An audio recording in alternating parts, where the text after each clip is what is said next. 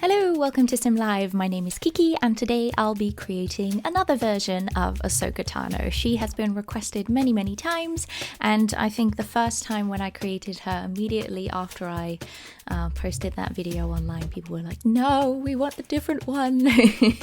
So here we go. I think this one was requested a couple of times, and if I got it wrong then I have to create her again, oh my gosh.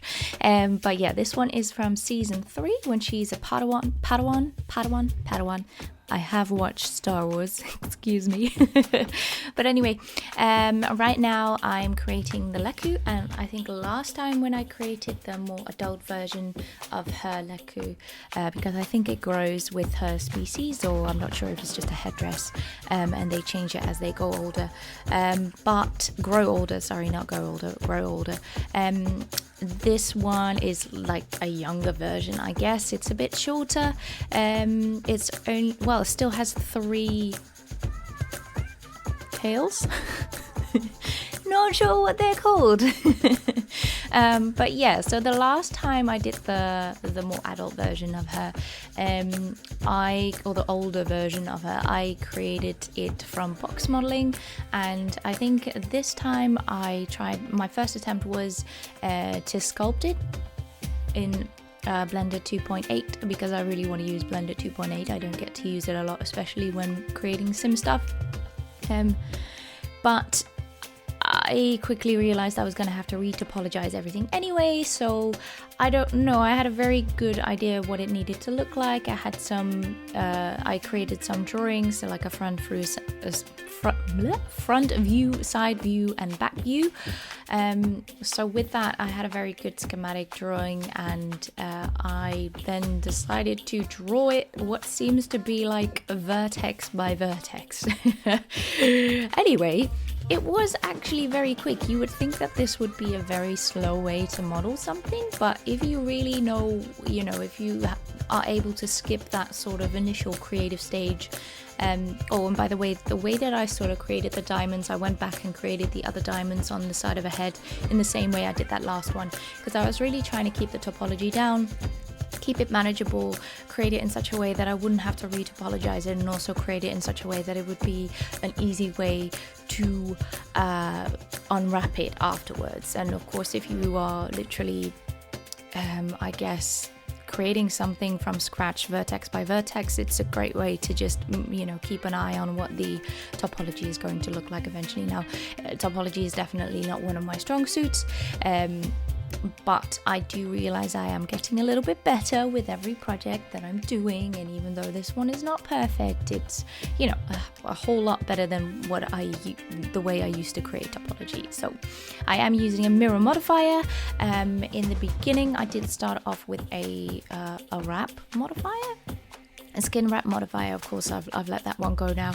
So with I'm really going from front view to side view to be able to position everything, and it is a case of that sometimes they don't line up, and also of course, well, not of course, but in this case I created the schematics of it, or the turnaround images of it, without having the sim body as a base. As in, like, put a picture of the face on there and then draw around that, because that would have probably helped, but I didn't do that. So I'm finding that right now, whilst I'm doing the modeling, I'm having to accommodate for the actual shape of the sim face, because the sim face is slightly different proportioned from Ahsoka Tano's own face. So there we are.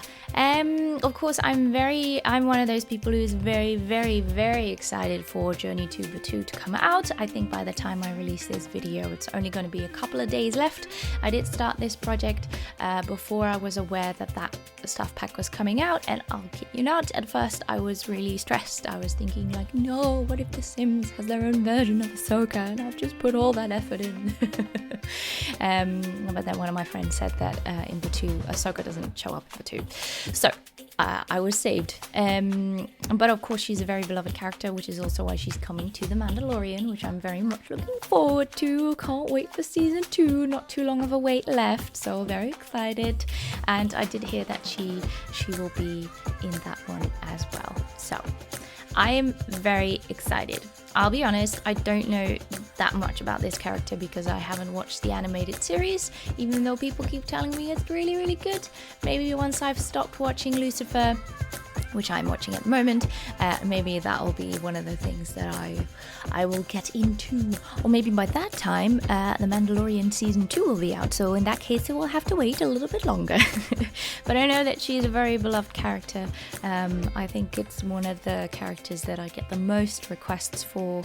So hopefully this will satisfy all those people that have requested it. I did try my very best to be as truthful to the material that I found online and to create it as accurately as possible within my own limits, and also of course within the Sims game limit. So yeah, I'm nearly done with creating the mesh here. You can see me using the bridge edge loops a bit more here. Could have probably used that before.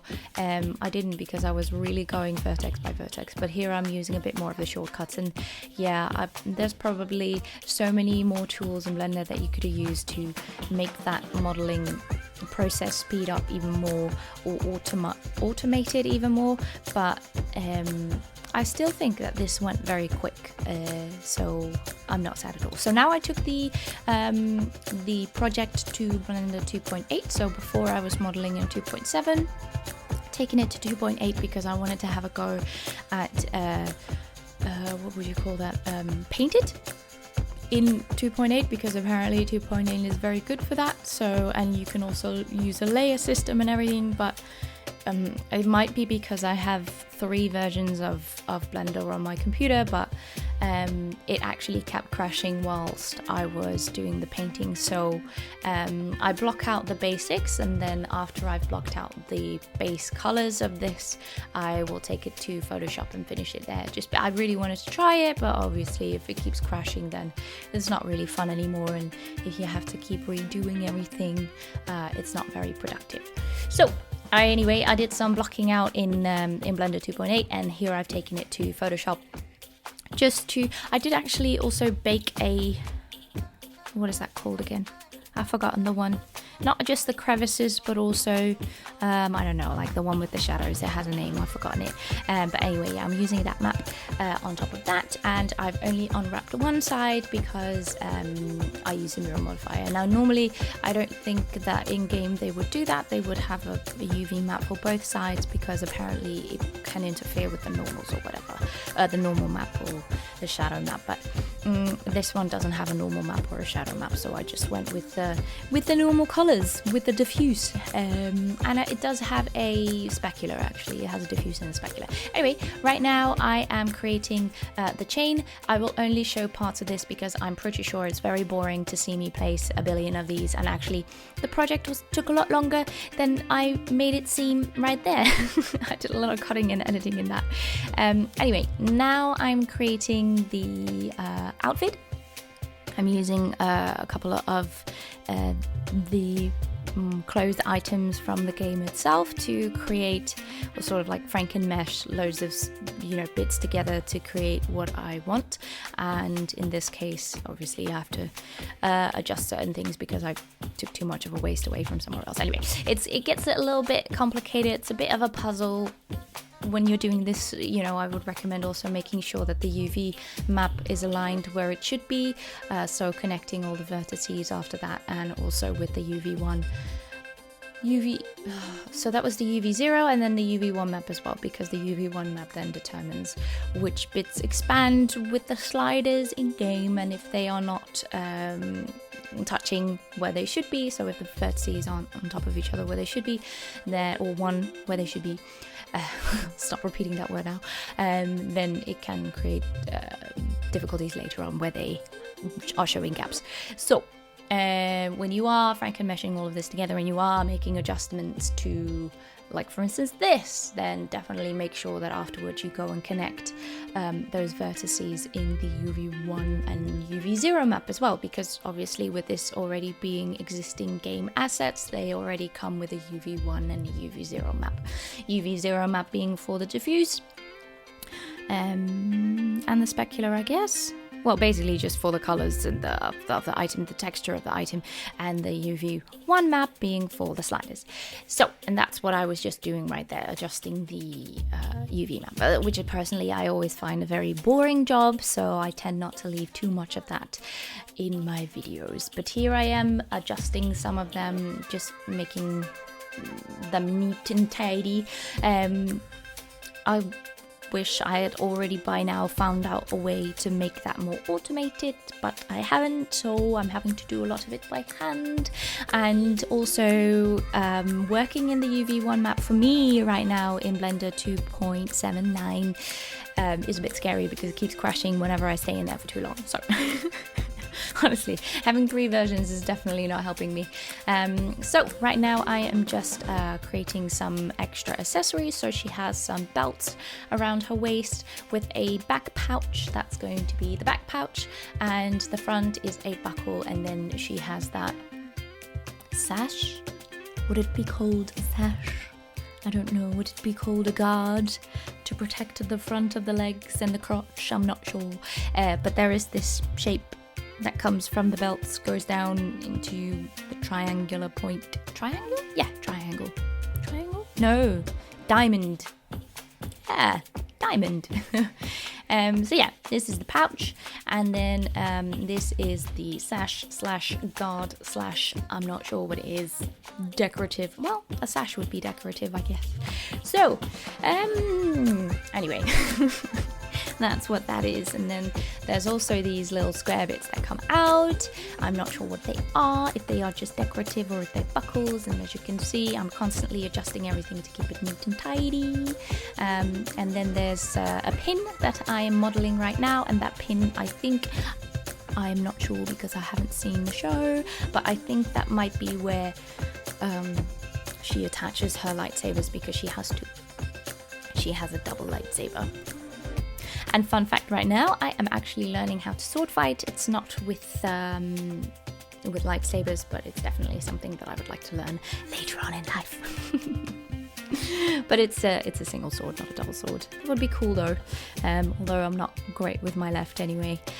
So now what I'm doing is I'm creating a necklace, because the outfit comes with a necklace. So I will have 3 separate items. I will have the outfit without the boots, because I was sick of the project. I was planning on making the boots, but then also Journey of Batuu is coming out, and I really wanted to be able to finish it at the same time, or at least close to that time. So now we're moving on to the texturing. So 3 items, as I said. I've got the leku, the outfit, not boots, but the dress, I guess, and then the face paint. The face paint is the last one, because her makeup is actually slightly different from when she was an adult as well. So I did create the face paint before, although I don't remember whether or not that, I think that face paint was actually attached to the leku. The leku, sorry. If I'm completely butchering that word, I'm really sorry. I didn't actually look up how to write that, or how to pronounce that. So yeah. What I was saying is that before, I think it was attached to the headdress, and this time they're separate things. So it's an outfit, it is a leku, a headdress, and then it's a face paint. So what I'm doing is I'm first combining all the textures that I have to try and create just a black and white version of everything. Usually I do this if I am going to use that as well for the normal map and the specular map. But in this case, it does not have a specular or a normal map, it just has a diffuse. So it just has color, because again, I was running out of time, and also I wanted to get the project done. And sometimes, if you just spend too long on one thing, it's just time to move to the next, and just finish it, wrap it up. So these are the arm guards, I guess. I think they have a name, I don't know what it is. It's basically just a combination of all those textures, and these will become the bands on her arms. That's it.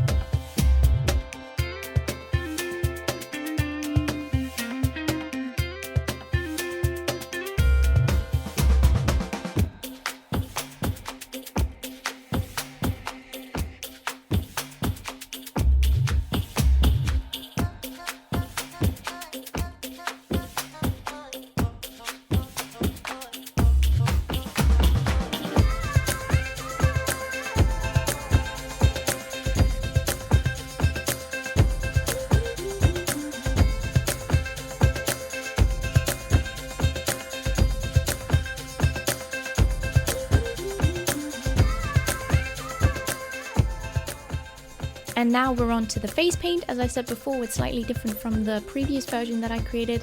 I found this example of it online, but eventually I couldn't use that one for the actual face, so I did have to draw it from scratch. So that's what I'm just doing right now. But I am using the other one as a guide just to sort of know where everything falls.